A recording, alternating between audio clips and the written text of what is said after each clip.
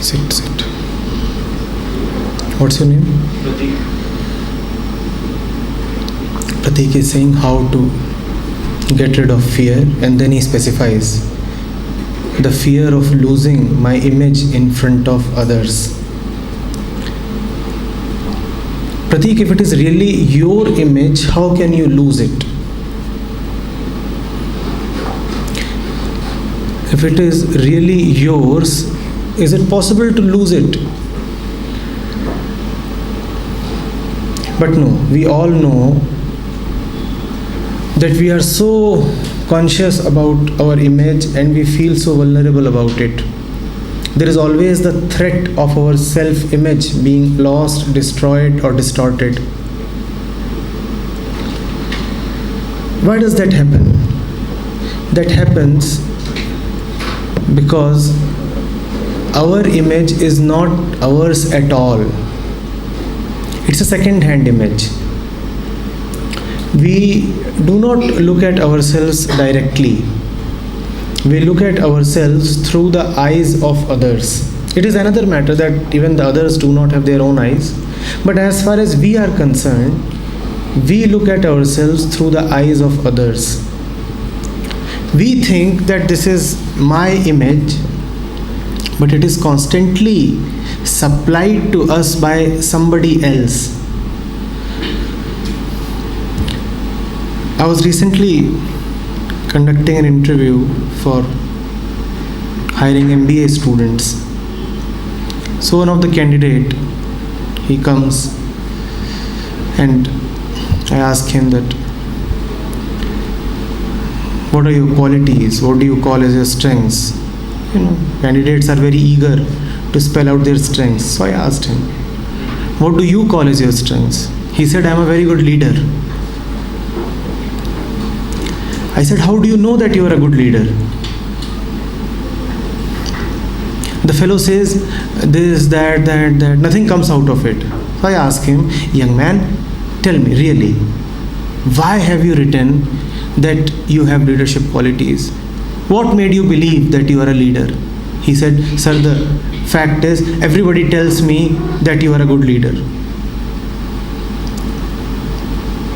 Lots of people have already told me that you are a good leader and you would make for an even better leader in the future.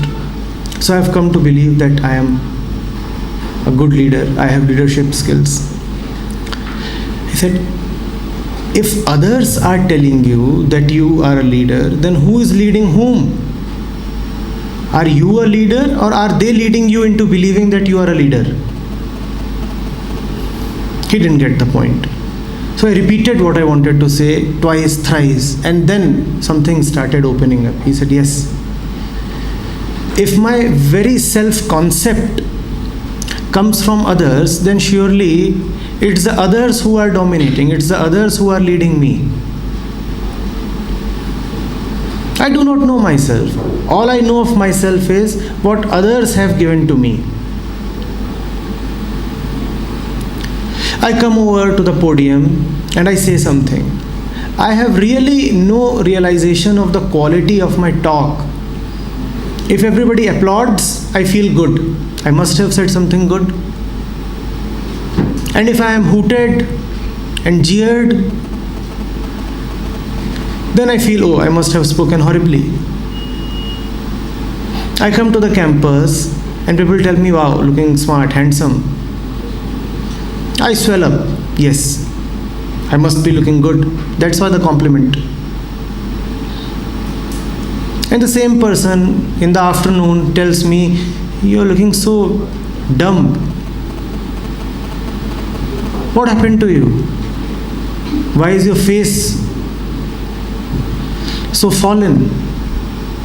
And I start wondering, yes, that might really be so. Every bit of our self-image is acquired from others. There is hardly a thing that we know about ourselves. And the more our self-image is acquired from others, is dependent from others, the more is the power of others to destroy it or distort it. That is the reason why we are afraid. You get up to speak and you are very, very afraid what the others might think. In fact, even today, many of you will simply not ask questions because of the fear of others. What will the others think? Many of you, even if you speak, you will speak in the shadow of others, fully conscious of what the others might be thinking, and so you will manipulate your words. You will customize your language so that others are kept satisfied. The others are always dominating the mind. Ask yourself, of all that you know about yourself, how much is first hand? Of all the identities that you carry, how many are intrinsic, all yours, and how many have been supplied by external situations, society, powers? The more you are living with a borrowed self-concept, with a borrowed self-image, the more you will be afraid of the world. It's a slavery.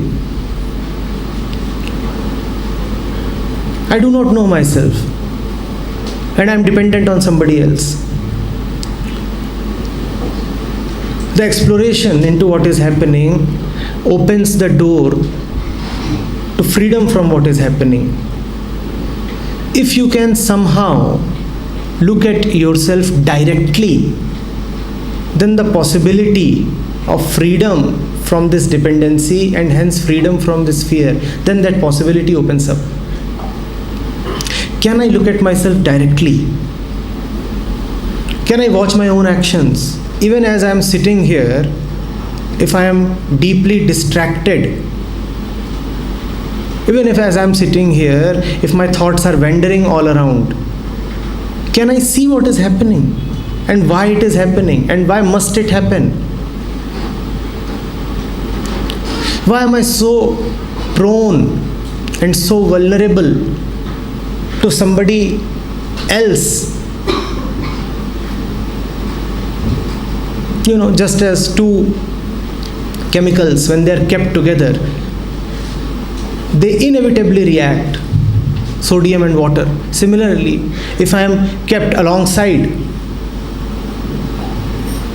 one of my buddies and we inevitably end up reacting, then what is happening?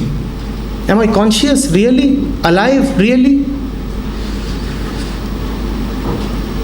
The more you start looking at yourself with your own eyes, the less dependent you are on anybody else. The less dependent you are on anybody else, the less is the fear of losing your self-image. Remember, you can lose it only if somebody else has supplied it. What is really yours can never be lost. Then you have a certain sureness in your mind. How can somebody change it? When you really know something by yourself, first hand, using your own eyes, using your own mind, then there is a deep, deep sureness that nobody can challenge. Then the world can come and say 1,000 things to you, but you will stand firm. Then you will just not say that, oh my God, I'm shaken, I'm shivering, my world has been turned upside down, because you know for yourself, and then it's a different ball game altogether.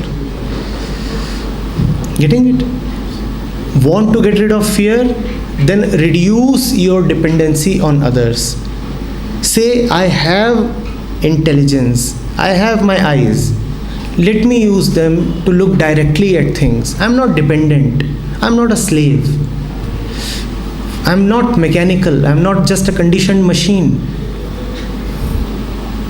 I can really know. When you start knowing, then what you realize is that most of what you call as your own has not really been your own. It clears away, it burns down, and that makes way for something genuine and authentic. Then you are not